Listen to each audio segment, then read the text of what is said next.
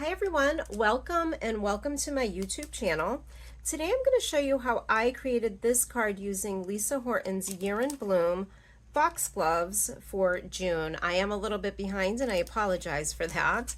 Let's talk about the supplies that I used to make this card that you will be able to create without any stamping.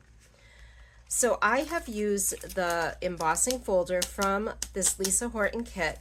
This technique will work with any floral embossing folder that you may have in your stash as well.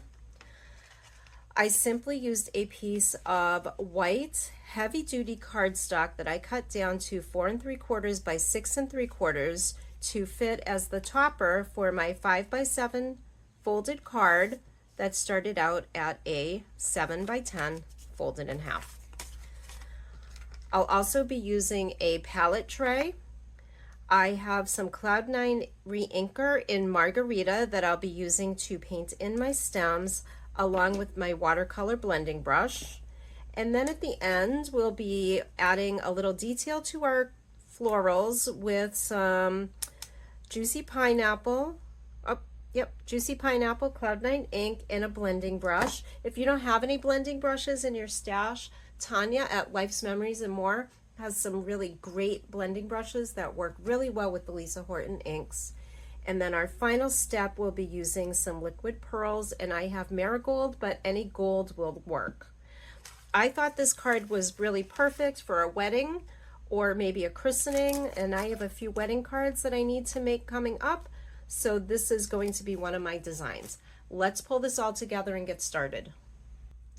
When we're working with these Cloud9 re-inkers, we want to keep in mind that this is a mixture of pigment ink and dye-based ink. So you're going to want to make sure that you shake it up really well and that it's really well blended, and there's a little ball bearing inside of there, so you can probably hear that. What I'm going to do is put about 7 drops into my palette. All right, and then I'm going to add just a little bit of water from my distress sprayer, just to water it down a little bit and make it a little easier to paint with. All I'm going to do is use my blending brush to mix it up a little bit, and we are good to go. So starting at the top, I'm just going to paint in all the green parts on my card. And when I work with my when I'm working with my leaves, I like to start at the tip of the leaf and then pull the ink in towards the middle.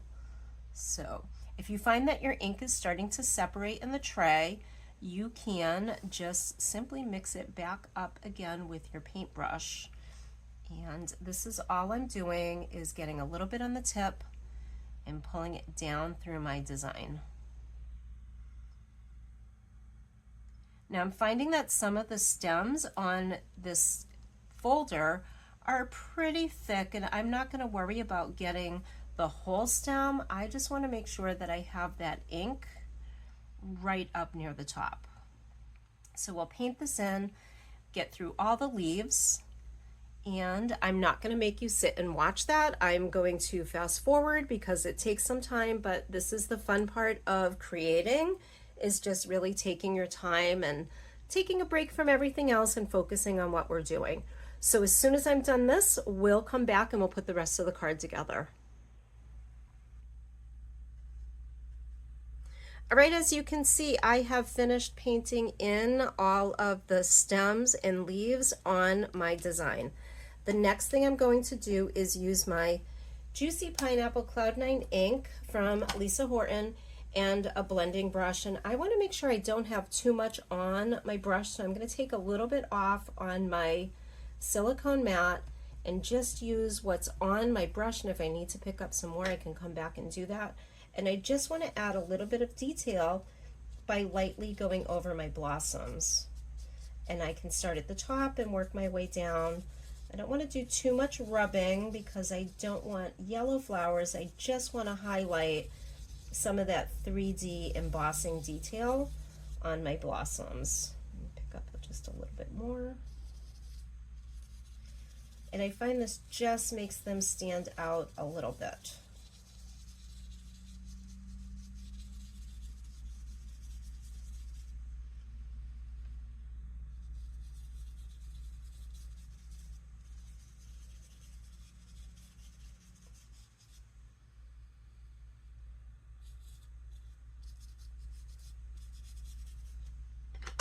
All right, I'm pretty happy with how that came out. So let's come back in with our liquid pearls, and in order to get this going, I am going to add a little bit onto my scrap paper just to get a feel for those dots and make sure that they are the size I want. And we'll just start adding them to the details on our embossed blossoms, and just fill it in wherever you see that. Add a few little dots.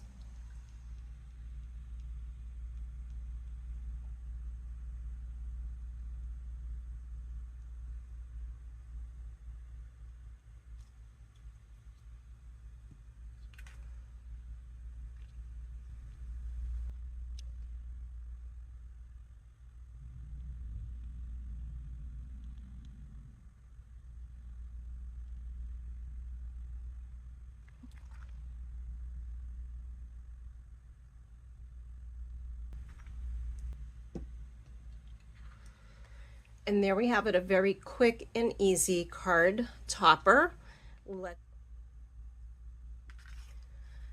My liquid pearls had some time to dry, and so here is my finished and completed card.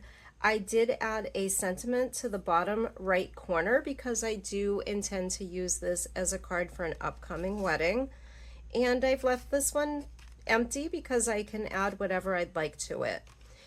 Be sure that you visit Tanya at Life's Memories and More for all of your paper crafting needs. And I want to thank you for joining me today. See you soon.